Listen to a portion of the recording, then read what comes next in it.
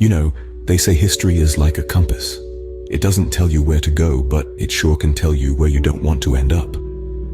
Let's plunge right into the quirky side of the historical archives.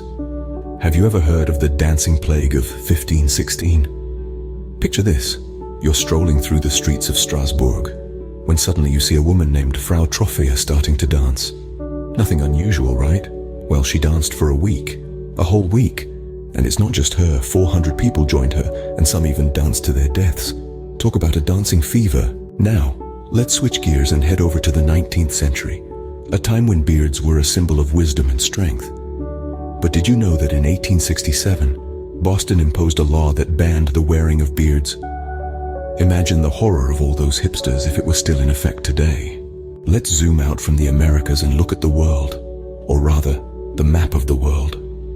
The country of Liechtenstein, a tiny speck on the world map, once sent an army of 80 men to Italy for protection during a war in 1866.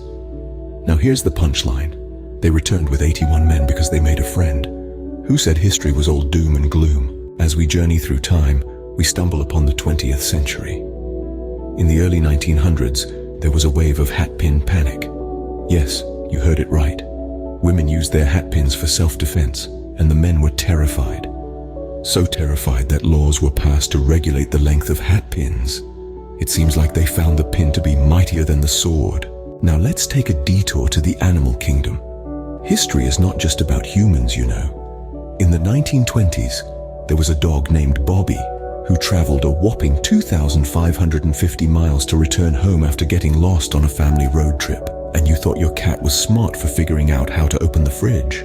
As we wrap up our journey, let's end on a high note. Remember the infamous Titanic? Of course you do. But did you know that the pool on the Titanic is still full? Pause for effect. Yes, it's been over a century, and the pool on the Titanic is still full, with seawater.